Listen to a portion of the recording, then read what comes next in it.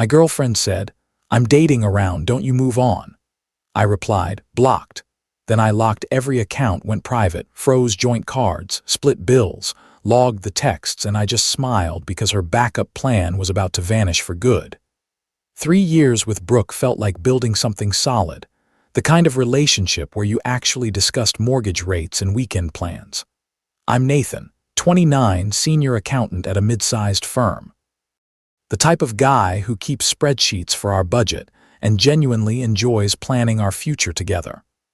Brooke was a marketing coordinator at a small local agency when we met, excited about campaigns for family restaurants and nonprofit fundraisers. Everything changed when she landed the job at Zenith Creative Downtown, this trendy agency handling luxury brands and overfunded startups. Within 2 weeks, her entire wardrobe transformed. Goodbye sensible cardigans. Hello crop tops and designer jeans. She called networking investments. Her vocabulary changed too, suddenly peppered with phrases like authentic brand experience and disruptive creative solutions. But the real shift was how she talked about our relationship, like it was outdated software she'd been tolerating. "Everyone at work is so free-spirited," she'd gush over dinner, scrolling through co-workers' Instagram stories of bottomless brunches and Napa trips. "They're all about experiencing life and not limiting themselves to just one person forever." I'd ask about her day, thinking this was new job excitement that would settle down. I was wrong. The conversations became pointed with Brooke dropping comments about how traditional relationships were outdated and how her work friends thought monogamy was limiting personal growth. When I'd suggest weekend getaways or looking at condos, she'd get this glazed expression like I was speaking a foreign language. "God, Nathan, you're always planning something. Can't we just see where life takes us?" Life was taking her straight into Derek Morrison's office, her new boss who drove a Tesla and wore designer sneakers to client meetings. Derek was 34, divorced, with this whole disruptor entrepreneur vibe Brooke found magnetic. She'd come home talking about his business philosophies, networking strategies, weekend adventures with his crew of successful 20-somethings who treated dating like a hobby. Derek says most people settle because they're afraid to explore their options. She mentioned while I reviewed our budget, he thinks people who get serious too young miss out on discovering who they really are. I looked up from comparing high-yield savings accounts for our emergency fund. "What do you think about that?" "I think maybe he has a point." That response made my stomach drop, but I went back to researching interest rates. 3 months into her new job, Brooke came home with that look, the one that means everything's about to change. "We need to talk," she said, sitting at our kitchen table where we'd planned 1,000 domestic moments. I saved my spreadsheet and gave her attention, expecting work stress or friend drama. "I've been thinking about us, about what we want from life, and I think we should explore being more open." "Open how?" I asked, though I suspected where this was heading. "I want to date around, experience life with different people, see what's out there before we make permanent decisions." The rehearsed quality of her speech was almost impressive. What about us? What about 3 years we've built? We can still be us, just not exclusively. You could date other people too. But the way she said it made clear she decided I wouldn't want to, that I'd wait like a loyal dog while she explored options. I need to figure out who I am outside of being Nathan's girlfriend. This job has opened my eyes to possibilities I never considered. I asked the question I already knew the answer to. "Is there someone specific?" Her pause said everything. "Derek and I have great chemistry, and he's been encouraging about me expanding my horizons. Derek and you have been discussing our relationship. He's helped me realize that settling down at 25 might limit my potential for growth." Settling down with me. She meant 3 years of love reduced to settling. "How long have you been talking to your boss about our relationship?" "It's not like that, Nathan. Derek just gives good advice about life and career development." I pulled out my phone and opened her texts, which she'd left unlocked on the counter. "Career development," I said, scrolling through weeks of late-night conversations with Derek. "Is that what we're calling this?" Her face went white, realizing I'd seen everything. The messages revealed the real story: complaints about feeling trapped in a boring relationship, discussions about my obsession with planning. Derek's philosophy that people who get serious too young miss their best years, and detailed conversations about my limitations compared to Derek's ambition and spontaneity. Nathan, I can explain these go back 6 weeks. Brooke, you've been planning this while pretending everything was fine. I didn't want to hurt you. I wanted to be honest about what I needed. You wanted to keep me as backup while exploring options with Derek. The truth hung between us like smoke. It's not cheating if we're going to be open anyway, she said, using Derek's exact phrase from her messages. Besides, nothing physical has happened yet, like it was inevitable. I closed my laptop and looked at this woman I'd spent 3 years loving, planning with, discussing baby names with, and realized I was looking at a stranger. So you want me to sit here like a placeholder while you date your boss? I'm proposing we both explore what's out there and see where it leads. Maybe we'll realize what we have is special. Or maybe we'll discover we want different things, what we have past tense. She'd mentally checked out weeks ago, and if I'm not interested in dating others if I want to work on what we built, she looked genuinely confused. Then I guess you'll wait and see what I decide. The casual entitlement, expecting me to pause my emotional life while she shopped for something better, told me everything about how she saw me and how little respect she had for what I'd been cherishing while she planned its demolition. That night after Brooke left to think about everything at Ashley's place, I did something I'd never done before. I disappeared completely. Not just physically, but digitally, methodically, like deleting a corrupted file from every backup drive. I blocked her on Facebook, Instagram, Twitter, LinkedIn, Snapchat, even Venmo, where she'd been requesting money for coffee dates that were probably with Derek. Changed all my social media to private. Updated my relationship status to single and removed every photo of us from 3 years together. If she wanted to explore life without commitment, she could do it without access to mine. I even blocked her number, which felt nuclear but necessary, like cutting off a credit card before someone could rack up more charges. By morning, I'd essentially erased her ability to monitor my reaction to her exploration plan. The panic started within 12 hours, and it was absolutely spectacular to witness secondhand. My roommate Jake told me she called our apartment landline, something she'd never used in 3 years, asking if I was okay because I wasn't responding to messages. She tried calling from different numbers, created new Instagram accounts to check my stories, even messaged my co-workers on LinkedIn asking if I was going through something because I'd disappeared from social media. Within 48 hours, the desperation escalated to legitimate stalking behavior. Ashley called me directly, which was weird since we barely knew each other beyond polite hells at group events. "Hey Nathan, Brooke's really worried about you. She thinks maybe you had some kind of breakdown because you blocked her everywhere." I almost laughed at the projection. "I'm fine, Ashley, just moving on like she suggested." Moving on. "But you guys are just taking a break while she figures things out. Taking a break." That's what she told everyone. Not that she wanted to date her boss while keeping me as backup, but that we were on some mutual break while she figured things out.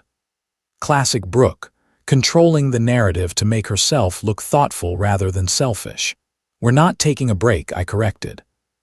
She wanted to date other people. I'm respecting her decision by removing myself from the equation entirely. Silence. Then Ashley's voice much smaller. "That's not what she said. She told everyone you needed space to think about the relationship." The real story was spreading faster than Brooke could control it, and she was discovering that her version of events didn't hold up under scrutiny. Thursday evening, I was at my usual gym when she appeared like some kind of designer-dressed stalker, pretending to be there for a workout. Problem was, Brooke despised exercise and hadn't voluntarily entered a gym since college sorority requirements. She was wearing brand new workout clothes with tags practically still attached, fumbling with equipment she'd never used, clearly hoping for an accidental encounter. When she spotted me doing deadlifts, She waved with fake casualness and started walking over. I grabbed my stuff and left through the back exit without acknowledging her existence. Later heard from front desk staff that she'd asked about my membership schedule, trying to figure out when I'd be there. They told her that information wasn't available to non-members, which probably frustrated her more than my complete indifference. Meanwhile, at work, I was getting second-hand updates about her situation through Tony, my cubicle neighbor, who somehow knew everything about everyone through his extensive social network. "Your ex is having a catastrophic week," he mentioned during lunch with obvious entertainment. "My girlfriend works at that trendy agency downtown. Says your girl's been a complete mess since Derek basically ghosted her." Apparently, Derek had gotten what he wanted, easy access to someone already emotionally invested, and promptly moved on to his next target. Brooke had thought she was special, that Derek saw relationship potential. Reality was, he'd seen an opportunity for consequence-free fun with someone naive enough to blow up her stable relationship for his attention. The agency drama was absolutely spectacular. According to Tony's girlfriend, Brooke had been telling co-workers about her evolution and exploring authentic connections, making herself sound like some relationship pioneer. When Derek started obviously pursuing the new intern, Brooke's public meltdown became office entertainment. She actually confronted him in front of everyone, Tony reported with obvious glee. Asked him about their connection and future plans. Dude just looked at her like she was insane and said, "I thought we were just having fun." Absolutely brutal. Her carefully planned exploration was crumbling faster than a house of cards in a hurricane. The woman who thought she was trading up for someone more exciting discovered she'd been nothing more than temporary entertainment. By week 2, even her new work friends were avoiding her drama, exhausted by her complicated situation with Derek and confusing feelings about me. The desperation peaked when she showed up at my apartment building, waiting in the lobby like some kind of unhinged stalker. Building security called me at work to report that a woman claiming to be my girlfriend was demanding access to my unit. She seems pretty upset. "Mr. Thompson says there's been some misunderstanding, and she needs to explain something important." "She's not my girlfriend," I told them calmly. "Please ask her to leave the premises." That evening, I found 17 missed calls from unknown numbers and voicemails I deleted without listening to. The final desperate attempt came through our mutual friend Mike. "Dude, Brooke's completely freaking out. She says, you disappeared and won't talk to her. What the hell happened?" I explained briefly. "She wanted to date around. I decided to let her. End of story. She told everyone you guys were taking a break." Mike said, confused, said you needed space to think about things. "She can tell people whatever helps her sleep at night. We're done." 3 weeks later, I heard the full aftermath through the same friend network. Derek had moved on. Brooke's work reputation was damaged from public drama, and she was struggling with the reality that her bold exploration had left her with exactly nothing. No Derek, no backup plan, and no way to contact the stable relationship she discarded for a chance at something more exciting. While Brooke was discovering that her exciting new life wasn't quite as advertised, I was quietly building something I didn't even realize I'd been missing. Actual peace. The first week without her constant drama felt like finally taking off shoes that had been too tight for years. No more managing her moods. No more budget discussions that turned into arguments about her investment pieces. No more walking on eggshells around her latest work crisis or social media obsession. I started seeing a therapist, something I'd been considering for months, but kept putting off because Brooke thought therapy was for people who couldn't handle their problems. Dr. Martinez helped me realize how much emotional labor I'd been doing, constantly anticipating Brooke's needs, managing her reactions, smoothing over her conflicts with friends and family. "You've been functioning as her emotional support system, financial manager and crisis counselor," she observed during our 3rd session. "When did you last focus on your own needs and goals?" I couldn't remember. Meanwhile, Tony was feeding me updates about Brooke's spectacular implosion through his girlfriend's insider access to agency gossip. Derek had indeed ghosted her completely after she'd started showing up at his office unannounced, sending him lengthy texts about their connection and asking co-workers about his weekend plans. She went full Fatal Attraction. Tony reported with obvious entertainment, started parking outside his building, following him to lunch spots, even showed up at his gym. Dude had to get HR involved. The irony was perfect. The woman who had accused me of being boring and clingy had become obsessively clingy with someone who saw her as completely disposable. Her work performance suffered as she became consumed with Derek drama, missing client meetings, showing up late, spending work hours crafting texts to him that he wasn't reading. She got demoted from the Morrison luxury account to handling social media for a pet grooming chain. Tony's girlfriend reported, went from photographing million-dollar penthouses to posting about dog haircuts. She's absolutely devastated, but the real transformation was happening in my own life. I joined a hiking club through work, something I'd always wanted to do, but Brooke had dismissed as sweaty and boring. Turns out spending Saturday mornings on mountain trails with people who actually enjoyed nature was incredibly refreshing. No one was checking Instagram every 5 minutes or complaining about the lack of designer coffee shops at trailheads. I reconnected with college friends I'd gradually lost touch with during the Brooke years, realizing how much I'd isolated myself to accommodate her social preferences and financial demands. My buddy Marcus, who I hadn't seen in over a year, was direct about it. "Dude, you seem completely different, relaxed. I was honestly worried about you for a while there. Worried how you used to stress about everything. Money, plans, whether Brooke would be happy with whatever you'd arranged. You were always managing her reactions instead of just living your life." He was absolutely right. I'd been so focused on keeping Brooke satisfied that I'd forgotten what my own satisfaction felt like. My savings account was growing for the first time in years without her constant financial emergencies and investment pieces. I was sleeping better, eating better, actually enjoying my work again, instead of seeing it as just a way to fund someone else's lifestyle fantasies. The hiking club led to weekend trips, which led to new friendships with people who shared actual interests beyond spending money and taking photos of expensive things. 2 months after our breakup, I heard through Mike that Brooke had been fired from Zenith Creative for creating a hostile work environment and unprofessional conduct regarding workplace relationships. Translation: her Derek obsession and subsequent meltdown had made her a liability the agency couldn't afford to keep around. At 27, she'd moved back in with her parents in suburban Ohio, the same small town she'd spent years talking about escaping. The woman who'd criticized my lack of ambition was now living in her childhood bedroom, working part-time at a local marketing firm for probably half what she'd made at Zenith.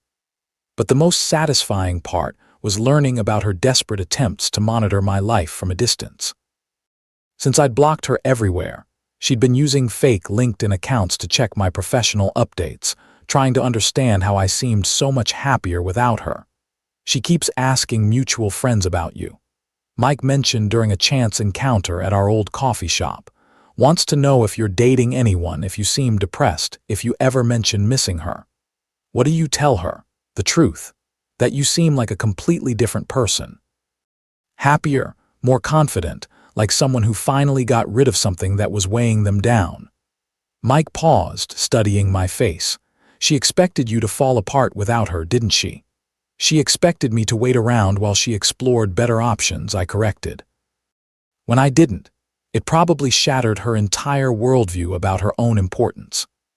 The hiking club was where I met Grace, a veterinarian who appreciated quiet Sunday mornings and actually contributed to conversations about more than just her own drama and career aspirations. Someone who understood that real relationships required mutual effort and respect, rather than one person funding another's fantasy lifestyle. "Your ex sounds exhausting," Grace said after I'd shared the basic story during a particularly beautiful mountain hike. How did you manage that stress for 3 years? I thought I was being supportive. Turns out I was just enabling someone who saw my stability as boring rather than valuable.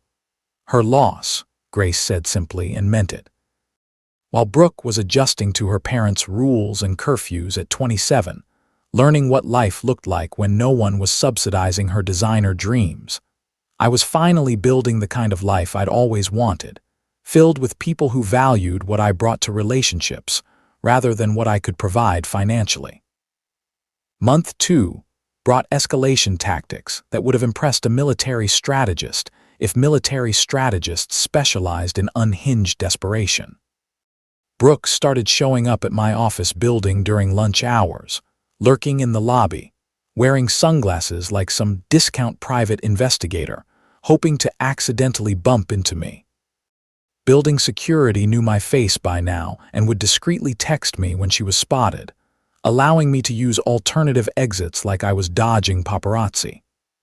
The gifts started arriving, expensive coffee from places we used to go, books she thought I'd like, even a bottle of wine with a note saying, "For when you're ready to talk like adults." I donated everything to charity without opening the notes, which probably frustrated her more than angry responses would have.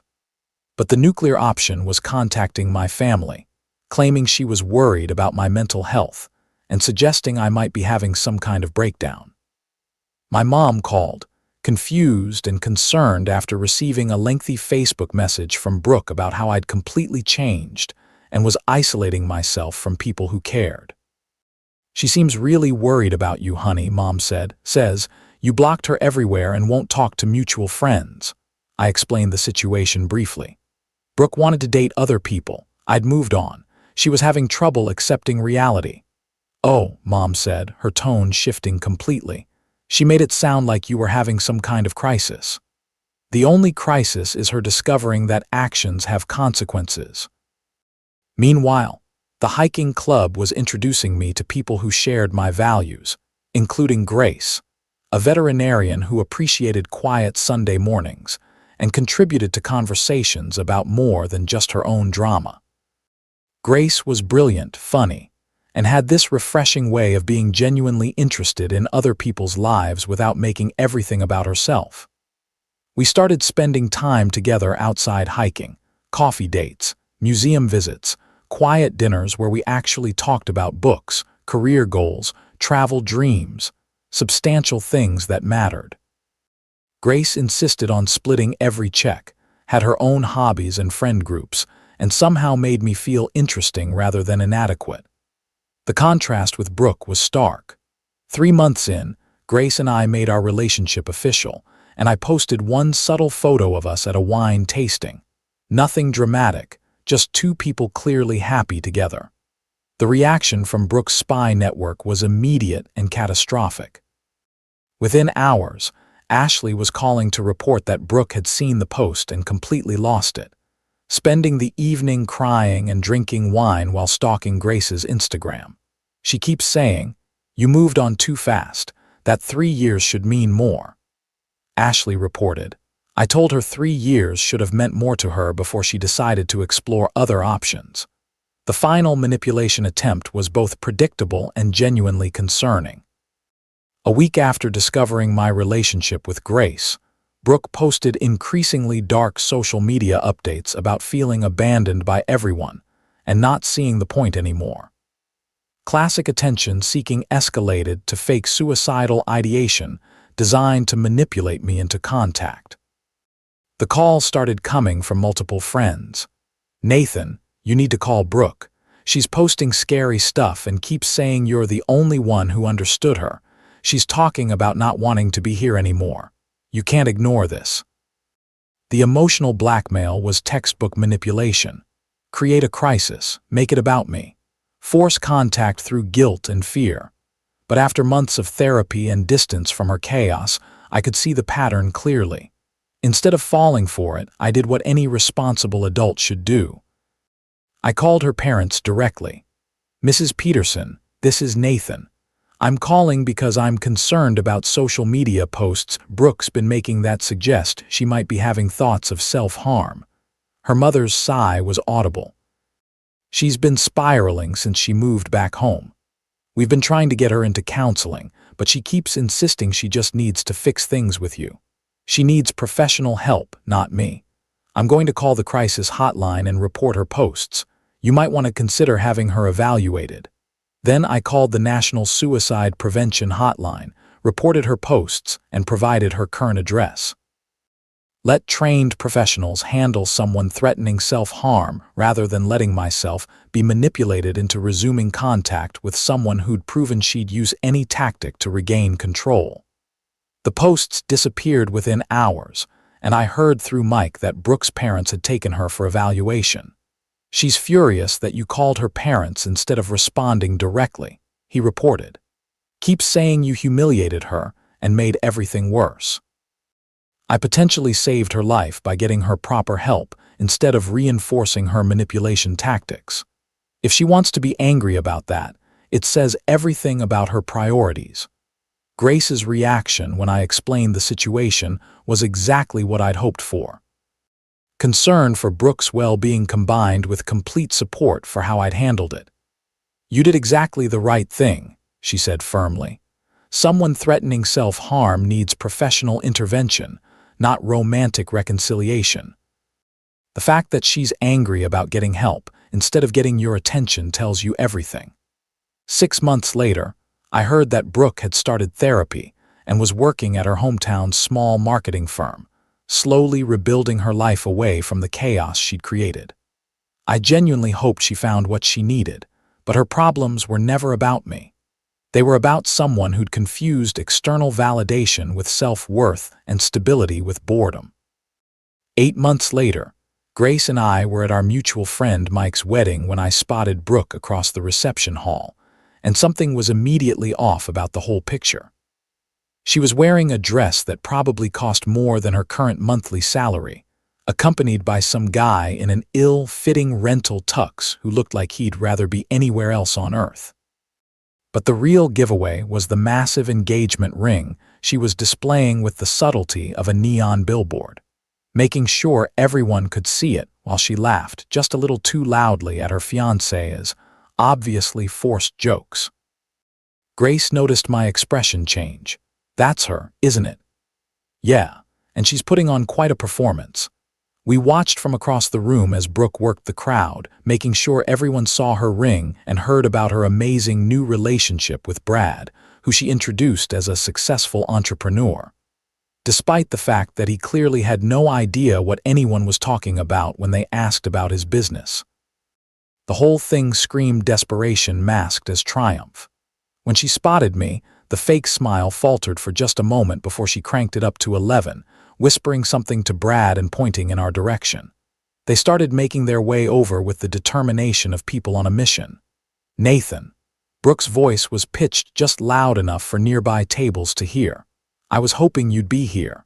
I wanted you to meet Brad, my fiancé. Brad extended a sweaty hand and delivered what was clearly a rehearsed line.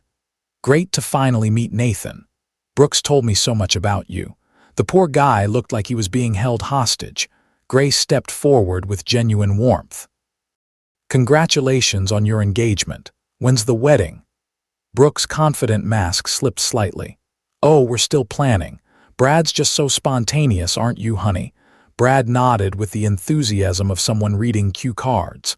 Yeah, totally spontaneous. That's me. 20 minutes later, after Brad had excused himself for the third bathroom break in 10 minutes, Brooke cornered me by the bar while Grace was chatting with other guests. The confident facade crumbled instantly. Nathan, please. I need to talk to you privately. I don't think that's appropriate, Brooke. 5 minutes, please. I'm begging you. Against my better judgment, I followed her to a quiet corner of the venue where she immediately broke down completely. The fake engagement ring came off her finger as she started crying. It's all fake, Nathan. Brad's an actor I hired through Craigslist. I thought if you saw me with someone else, someone who looked successful, maybe you'd realize what you lost. The desperation in her voice was genuinely painful to witness. I've been watching your life through other people, seeing how happy you look with Grace, and I can't handle it. You were supposed to miss me. You were supposed to realize that what we had was special. What we had, I said quietly, was you taking me for granted while shopping around for something better. When that didn't work out, you expected me to be your fallback option. I made a mistake. I was stupid and young, and I threw away the best thing that ever happened to me. She was grabbing my arm now, mascara streaking down her cheeks. Derek was using me. The job was terrible. I lost everything trying to chase some fantasy life that never existed. I'm sorry you went through that, but it doesn't change anything between us. Why not? We had 3 years together. Doesn't that count for something?